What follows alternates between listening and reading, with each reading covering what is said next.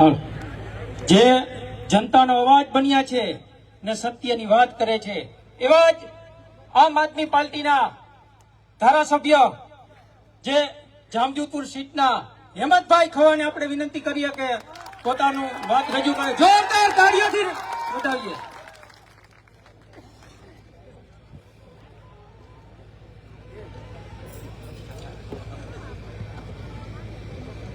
બોલો ભારત માતા કી આજે આ આંબેડી ગામે કિસાન મહાપંચાયતમાં ઉપસ્થિત આમ આદમી પાર્ટીના પ્રમુખ અને આ વિસ્તારનું ગૌરવ આપણા સૌના આદરણીય ઈસુદાનભાઈ ગઢવી, મારા સાથી ધારાસભ્ય ભાઈ શ્રી ગોપાલભાઈ ઇટાલિયા, આમ આદમી પાર્ટીના મહામંત્રી મનોજભાઈ સોરઠિયા, સાગરભાઈ રબારી, રાજુભાઈ સોલંકી, હમણાં જેને પોતાની તેજાબી સ્પીચ આપી એવા ભાઈ શ્રી યુવરાજભાઈ, પ્રકાશભાઈ ડોંગા, વસરામભાઈ તથા ગામડે ગામડેથી ખેડૂતોની વાતને વાચા આપવા માટે પધારેલ તમામ ખેડૂત ભાઈઓ, આજે અહીં ઓડિયન્સમાં પણ હું ઘણા બધા એવા તાલુકા પંચાયતના સભ્યો, માર્કેટિંગ યાર્ડના સભ્યો, તાલુકા સંઘના સભ્યો, સરપંચોને જોઉં છું કે આપ સૌનું સ્થાન સ્ટેજ ઉપર હોવું જોઈએ, પણ વ્યવસ્થા ખાતર આપને સ્થાન નથી આપી શક્યા એ બદલ હું આપ સૌને દિલગીરી વ્યક્ત કરું છું. મિત્રો, આપણે સૌએ જોયું છેલ્લા 2 વર્ષ થયા ખેડૂતોના મોઢે આવેલો કોળિયો છેલ્લે આવી અને છીનવાઈ જાય છે. ગત વર્ષે પણ ઓક્ટોબર મહિનામાં કમોસમી વરસાદ થયો, આપણી મગફળીઓ પલળી, કપાસ પલળ્યો અને ખૂબ મોડું રાજ્ય સરકારે રાહત પેકેજ જાહેર કર્યું. આ વખતે સતત 8 દિવસ સુધી વરસાદ પડ્યો અને આપણો પાક જે તૈયાર હતો એ તૈયાર પાક પલળી ગયો. ત્યારે ગુજરાતના ઇતિહાસમાં અને ખાસ કરીને ભારતીય જનતા પાર્ટીના શાસનમાં પહેલીવાર મને એવું જોવા મળ્યું કે ભારતીય જનતા પાર્ટીના ધારાસભ્યો, ભારતીય જનતા પાર્ટીના મિનિસ્ટરો અને મુખ્યમંત્રી પોતે પણ ખેડૂતોના ખેતરે જઈ અને પાથરા હાથમાં લઈ અને ફોટા પડાવતા હતા અને વિડીયો બનાવતા હતા. આ ઘટના જોઈને મને એવું લાગ્યું, રાજકીય માણસ શું એટલે કદાચ 2 દી વહેલું સમજી જાવ, એટલે મને એવું લાગ્યું કે આ વખતે જે ભાજપવાળા ખેડૂતના ખેતરે જાય છે અને જે પરિસ્થિતિ જોવે છે, કારણ કે જયારે માવઠાની પરિસ્થિતિ હતી ત્યારે હું ઘણા બધા ખેતરોની મુલાકાત લીધી, ઘણા ખેડૂતોને મળ્યો અને કોઈ કઠણ માણસ હોય એની જ આંખું ના ભીંજાય, બાકી દરેક માણસને ખેડૂતનું દર્દ જોઈને આંખોમાં પાણી જ આવી જાય એવી પરિસ્થિતિ હતી. ત્યારે આ વખતે જે ભાજપના નેતાઓ નીકળ્યા એટલે મને મનમાં એવું થતું હતું કે આ પહેલી વખત ભાજપવાળા નીકળ્યા છે એટલે કંઈક ખેડૂતોને સારી એવી માત્રામાં રાહતની જાહેરાત કરીએ. અને આપણે સૌ, હું વિરોધ પક્ષનો ધારાસભ્ય હોવા છતાંય ઘણા ખેડૂતોના મને ફોન આવ્યા, મેં એમને પણ આશ્વાસન દીધું કે ભાઈ રાજ્ય સરકાર ચિંતા કરે છે, આપણા ખેડૂતોની વાડીએ જઈ અને મંત્રીઓ ફોટા પડાવે છે, નિરાંત રાખો, કાંઈક હારાવાના થાય. અને 2 દિવસ પહેલા મુખ્યમંત્રી ટીવીમાં આવ્યા અને ઐતિહાસિક 10,000 કરોડના બજેટની જાહેરાત કરી. એટલે 1 કલાક તો હું ગોટે ચડી ગયો. મેં કેલ્ક્યુલેટર લીધા, કેલ્ક્યુલેટરમાં હિસાબ નહોતો થતો કે 54 લાખ ખેડૂતો, 10,000 કરોડ, કેટલા રૂપિયા એક ખેડૂતને ભાગમાં આવે. અને ઐતિહાસિક બજેટ એવી જે વાતો કરી એટલે મને એવું લાગ્યું કે કાંઈક પણ વધુ આ વખતે ખેડૂતોને આપવાની આ લોકોએ મન બનાવ્યું છે. ત્યાં 1 કલાક બાદ આપણા કૃષિ મંત્રી પ્રગટ થયા અને કૃષિ મંત્રીએ પણ એવી જ વાત કરી કે ઐતિહાસિક રાહત અમે આ વખતે ખેડૂતોને આપીએ છીએ. અને ઐતિહાસિક રાહત એટલે 44,000 રૂપિયા, જે ગયા વખતે પણ 44,000 આપ્યા હતા અને આ વખતે તમે 44,000 આપ્યા, તો તમે આને ઐતિહાસિક કઈ રીતે કહી શકો? આ વખતે 8 દિવસ સુધી વરસાદ વેરહો, આપણા કપાસના ઝીંડવામાં કપાહિયા હતા ન્યા ઉગી ગયા, પાથરે માંડવી પડી હતી ન્યા ઉગી ગઈ, ભરિયા પેલરા તો ભરિયા લીલકાવા માંડ્યા, ભરિયામાં માંડવી ઉગી ગઈ.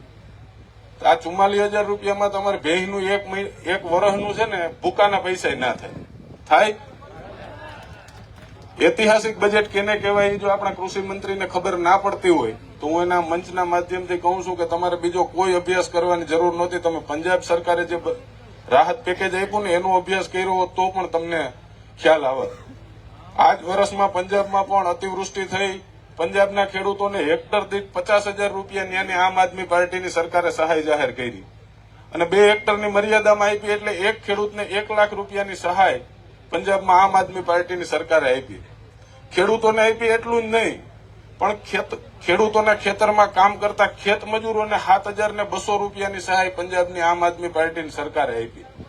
અને સૌથી પહેલા ખેત મજૂરોને કે ભાગ્યાની જો ચિંતા કરી હોય ને તો એ આમ આદમી પાર્ટીએ કરી છે કે ખેડૂતોને તો જે ખર્ચ થયો એની સહાય સરકારો આપે છે, પણ એમાં ભાગ્યું રાખ્યું હોય કે કમોસમી વરસાદ પડવાના કારણે જે ટકે ટકનું કરીને ખાતા હોય એ મજૂરની રોજીરોટી ના છીનવાઈ જાય એટલે એને 7,200 કરોડ રૂપિયાની 7,200 રૂપિયા પર મજૂર આપવાની જાહેરાત પણ આમ આદમી પાર્ટીએ કરી અને 1 મહિના દિવસમાં ત્યાં ચૂકવણું ચાલુ થઈ ગયું. આપણે ગયા વખતે ઓક્ટોબરમાં કમોસમી વરસાદ પડ્યો તો આપણે 11 મહિના બાદ હમણાં મહિનાથી પહેલા બધાને ખાતામાં પૈસા આવ્યા ને હજી નથી આવ્યા. 1 વર્ષથી પહેલાની જાહેરાતના પૈસા પણ હજી અમુક ખેડૂતોના ખાતામાં ના આવ્યા હોય ત્યારે આ વખતે પણ આપણે સૌ સમજી શકીએ કે આપણે સરકાર પાસેથી શું ધ્યાન અપેક્ષા રાખી શકીએ. મિત્રો, મુખ્યમંત્રી તો કદાચ અમદાવાદ સિટીમાં રહીએ અને ખેડૂતોને દર્દની પીડાની ના ખબર હોય. ભારતીય જનતા પાર્ટીના પ્રમુખ જગદીશભાઈ વિશ્વકર્મા અમદાવાદ સિટીમાં રહીએ છે અને ખેડૂતની દર્દની કે પીડાની ના ખબર હોય.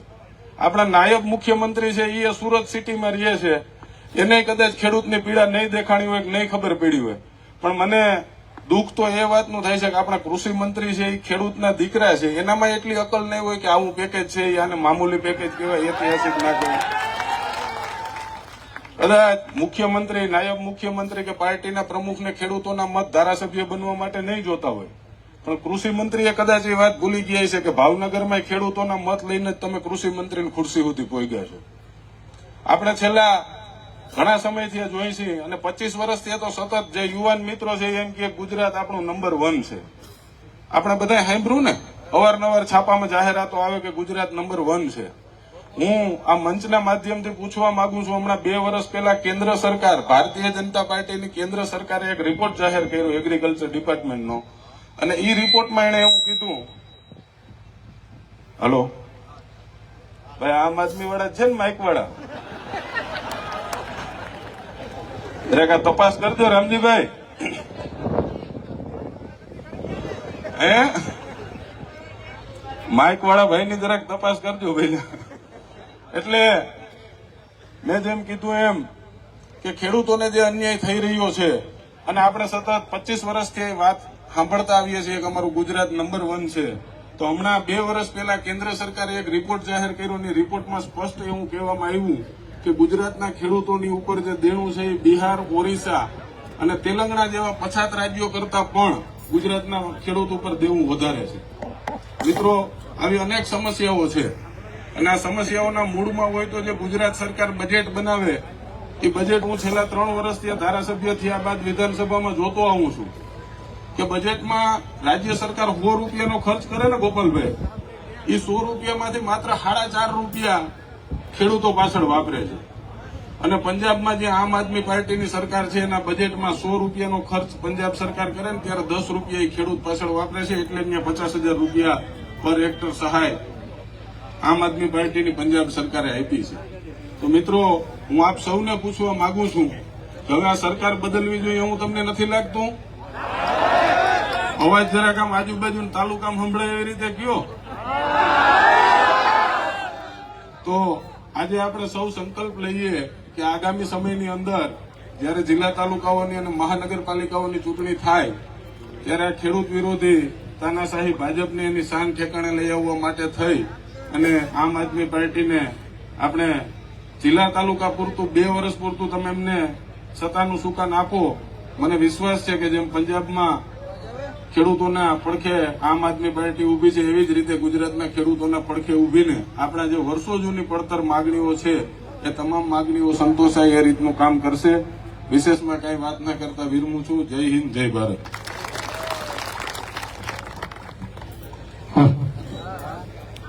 મિત્રો, જે માત્ર નેતા નથી પરંતુ જનતાનો અવાજ બન્યા છે, જે ભ્રષ્ટાચાર સામે સતત લડી રહ્યા છે, જે ખેડૂતોના ખેતરમાં દેખાય છે, યુવાનોના સપનામાં, એવા જ આમ આદમી પાર્ટીના પ્રદેશ અધ્યક્ષ અને ખેડૂતોના મસીહા અને ટાઈગર ઈસુદાનભાઈ ગઢવીને આપણે વિનંતી કરીએ કે પોતાનું વક્તવ્ય રજૂ કરે અને જોરદાર તાળીઓથી સ્વાગત કરીએ ઈસુદાનભાઈ.